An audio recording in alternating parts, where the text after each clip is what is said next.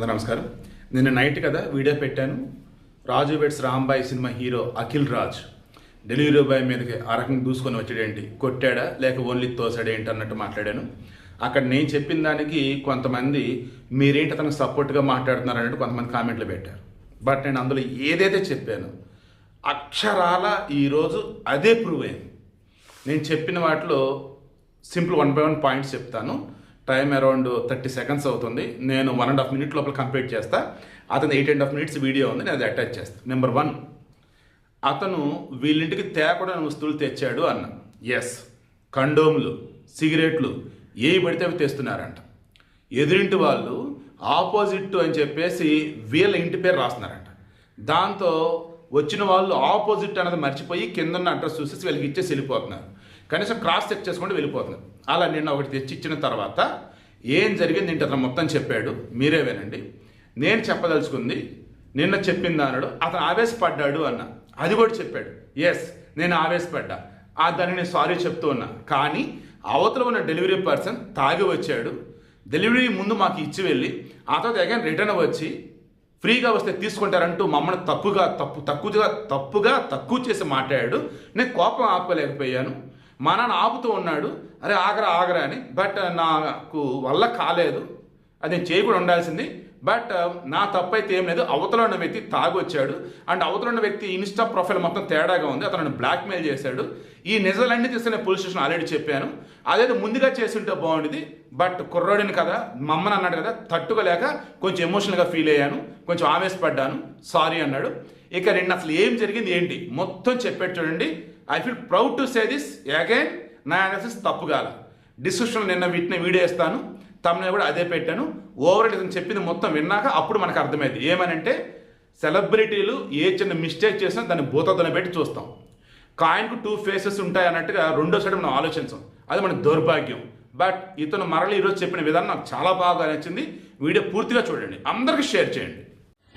అందరికీ నమస్కారం అండి. నా పేరు అఖిల్ దుద్యమారి. నిన్న మధ్యాహ్నం నుంచి ఒక వీడియో సర్క్యులేట్ అవుతుంది కొండాపూర్ జోన్ లో. ఒక డెలివరీ అబ్బాయి రమేష్ అఖిల్ అనే ఒక అబ్బాయి మా ఎదురుగా ఉన్న ఒక ఫ్లాట్ లో, చేలం రెసిడెన్సీ అనే ఫ్లాట్ లో 201 లో ఇవ్వాల్సిన పార్సల్ అరుణ రెసిడెన్సీ 201 లో ఇచ్చాడు. అక్కడ డెలివరీ అడ్రస్ మీద వెరీ వెరీ క్లియర్ గా రాసింది ఏంటంటే ఆపోజిట్ టు అరుణ రెసిడెన్సీ 201. నేను కావాలంటే మీకు లింక్ ఆ ఫోటో కూడా నేను మీకు పెడతాను. సో అది క్లియర్ గా ఉంది. సో మా ఇంట్లో మధ్యాహ్నం పూట ఏంటంటే ఎవరో ఇంట్లో నలుగురిలో ఎవరో ఒకరు ఆర్డర్ చేశారని చెప్పి మా నాన్న, ఆ అబ్బాయి వచ్చి డోర్ కొట్టగానే 201 అరుణ రెసిడెన్సీ అనగానే మా నాన్న తీసుకున్నారు. ఇది మన ఇంట్లోనే పెట్టారా అని మా నాన్న అడిగే లోపే మా నాన్న చేతిలో పెట్టేసి ఆ అబ్బాయి వెళ్ళిపోయాడు. ఒక ఆర్డర్ డెలివరీ ఇచ్చే ముందు కన్ఫర్మేషన్ చేసుకోవాల్సిన అవసరం డెఫినెట్లీ ఉంటది అనేది నేను అనుకుంటున్నా. ఒక ఓటీపీయో లేకపోతే కాల్ చేసో లేకపోతే ఆ పేరేంటో కనుక్కొని క్రాస్ చెక్ చేసుకొని ఇది కరెక్ట్ డెలివరీయా కాదా అని ఇచ్చుకొని వెళ్ళిపోవాలి. ఓకే, ఆ అబ్బాయి ఫస్ట్ ఒక తప్పు చేశాడు. ఓకే, రాంగ్ అడ్రస్ ఇచ్చేసి వెళ్ళిపోయాడు. మా ఇంట్లో తెలియకుండా మా అమ్మ ఆ కవర్ తీసి ఓపెన్ చేసి ఇంట్లో ఎవరు ఆర్డర్ చేసింది ఇది అసలు అని చెప్పి మా అమ్మ ఓపెన్ చేసింది, చూసింది. సరే ఇంట్లో ఎవరు ఆర్డర్ చేయలేదంటే అక్కడే పక్కన పెట్టేశాం. 20 నిమిషాల తర్వాత వచ్చాడు. ఆ అబ్బాయి కోసమే ఇవ్వడానికి అది పెట్టినాం. ఆ అబ్బాయి మా ఇంటికి అడిగినప్పుడు నేను ఆ అబ్బాయిని యాజ్ ఎ జనరల్ సిటిజన్ గా, ఒక రెస్పాన్సిబుల్ సిటిజన్ గా నేను అడిగిన క్వశ్చన్, బ్రదర్ మీరు అసలు క్రాస్ చెక్ చేసుకున్నారా అడ్రస్ అని అడిగితే ఆ అబ్బాయి చెప్పిన విధానం ఏంటంటే, లేదు నేను చూసుకోలే ఇచ్చేస్తా. ఆ అబ్బాయి తాగేసి ఉండి మాట్లాడుతున్న పదాలు అవి. అవును, లేదు చూసుకోలేదు ఇచ్చేసిన, నేను ఏంది ఇప్పుడు, ఏమైతుంది ఇప్పుడు, అది ఇది అని మాట్లాడాను. అట్లా కాదు భయ్యా, నువ్వు మంచిగా మాట్లాడు అని మాట్లాడుతుంటే మా మమ్మీ అటు నుంచి వస్తుంటే ఇది కొంచెం ఓపెన్ అయింది ఏమనుకోకటి తీసుకోండి అని ఇస్తుంటే వాడు ఏంది ఫ్రీగా వస్తే తీసుకుంటారా, ఏందే ఫ్రీగా వస్తే తీసుకుంటారా అని ఇట్లాంటి మాటలు మాట్లాడినాడు. యాజ్ ఎ కొడుగ్గా నా ఫ్యామిలీని రక్షించుకోవాల్సిన బాధ్యత నాకు ఉంది. ఒక రెస్పాన్సిబుల్ పర్సన్ గా మా అమ్మనో లేకపోతే మీ అమ్మల్ని ఎవరేదన్నా కూడా ఎవరు ఊరుకోరు కదండి. ఎవరి మీదకి నాకేమైనా పిచ్చా, ఆ అబ్బాయితోని నేను గొడవ పడితే నాకేమన్నా వస్తుందా, పోనీ నా కెరియర్ కి ఏమైనా హెల్ప్ అవుతుందా, లేకపోతే ఆ అబ్బాయిని నేను హ్యూమిలియేట్ చేసి మాట్లాడితే నాకేం వస్తుంది. నేను ఒకప్పుడు డెలివరీ జాబ్లలో పని చేసుకుంటా ఎదిగి ఈ రోజు హీరోగా అయినా ఉన్నాయి. నాకు ఎవ్వరి మీద కావాలని నెగిటివిటీ చేసి ఆ అబ్బాయిని హ్యూమిలేట్ చేసి చేయాల్సిన అవసరం నాకు లేదు. నా సినిమాలో నేను సెల్ఫ్ రెస్పెక్ట్ గురించే చూపించిన. అట్లాంటిది ఒక అబ్బాయి సెల్ఫ్ రెస్పెక్ట్ చేయాలని నేను ఎందుకు అనుకుంటా? ఆ అబ్బాయి మాట్లాడిన విధానం తప్పు. ఆ అబ్బాయి తాగేసి వచ్చి ఆ ఆర్డర్ ఎక్కడో ఇయ్యాల్సింది ఇక్కడ ఇచ్చిండు. అండ్ ఇదే ఇష్యూ ఏంటంటే, ఇంకో విషయం ఏంటంటే, మా ఎదురింగ్ ఇంట్లో చేలం రెసిడెన్సీలో ఇంట్లో ఉన్న 201 వాళ్ళు ఏంటంటే ఆపోజిట్ అరుణ రెసిడెన్సీ అని పెట్టారు. వాళ్ళ వల్ల ఇది 10th టైం. ఒకసారి కాండమ్ ప్యాకెట్స్ వచ్చినాయి, ఒకసారి సిగరెట్ ప్యాకెట్లు వచ్చినాయి.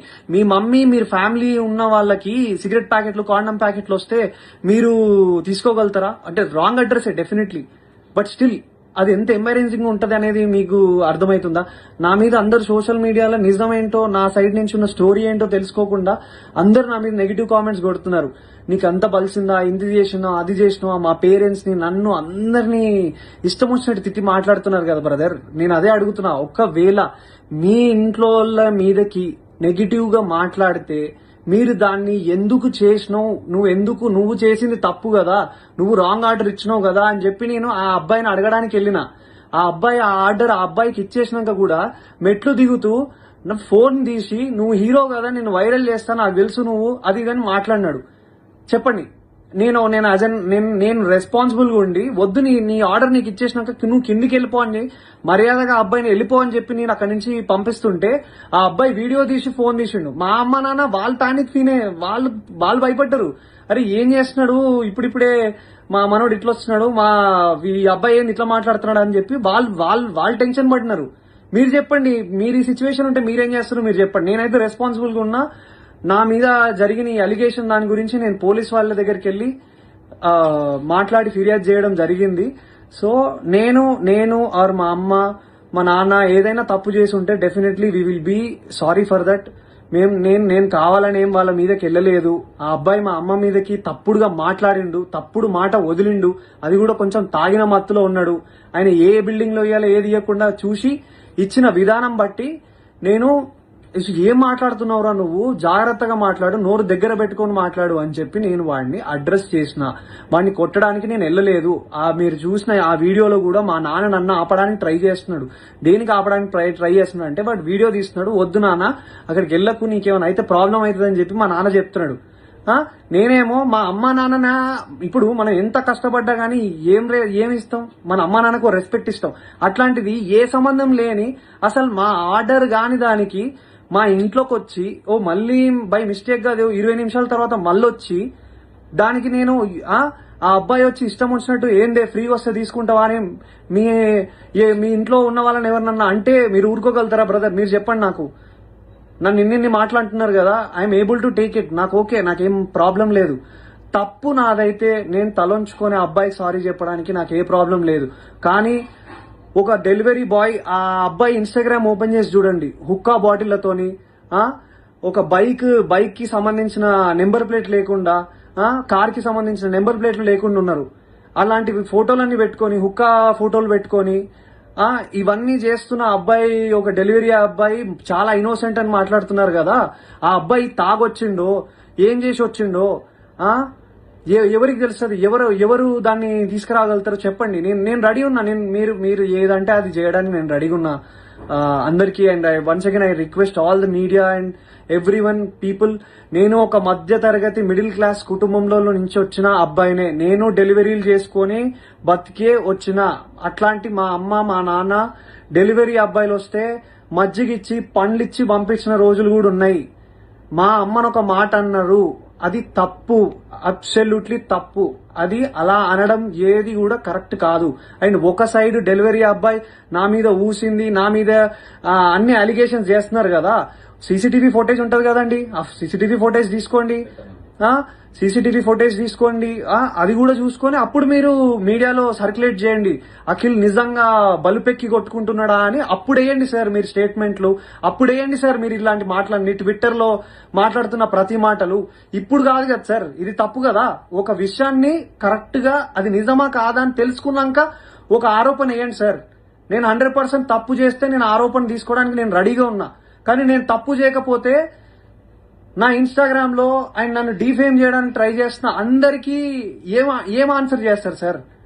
ఏం ఆన్సర్ చేస్తారు ట్విట్టర్ లో ఉన్న వాళ్ళైనా ఆ పేజెస్ లో నుంచి ఒక స్టోరీ, ఒక డెలివరీ అబ్బాయిని ఊరికే సరదాగా నాకేం అవసరం సార్, ఒక హీరోగా ఉండి నాకేం అవసరం ఒకసారి ఆ డెలివరీ అబ్బాయి జోలికి వెళ్తే నాకేమొస్తుంది సార్? ఆ అబ్బాయి ఏమనకుండా అంటే నిప్పు లేదా పొగ వస్తుందా సార్?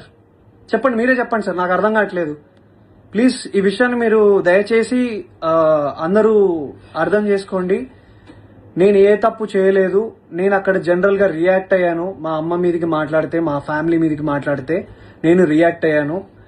అది నేను ఒక హీరోగా ఉన్నాను కాబట్టి అది డెఫినెట్లీ అది తప్పే, నేను కూడా ఒప్పుకుంటున్నా. అలా అంత అగ్రెసివ్ గా రియాక్ట్ అవ్వాల్సిన అవసరం లేదేమో, కామ్ గా ఉండి వెళ్ళి స్టేషన్లోకి వెళ్ళి చెప్పాల్సిందేమో. కానీ ఆ అబ్బాయి తాగిన మత్తులు ఇంకేదైనా చేస్తే ఎవరు సార్ రెస్పాన్సిబిలిటీ? సో నేను తీసుకోవాల్సి వచ్చింది. అండ్ ఆ అబ్బాయి క్లియర్ గా బ్లాక్ మెయిల్ చేస్తున్నాడు. నా వీడియో తీస్తా అని చెప్పి ఆ వీడియో పెట్టాడు. అండ్ ఇది నేను చెప్పాలనుకుంది ఇది సార్. ఇంకా మీ ఇష్టం. Thank you. జై హింద్.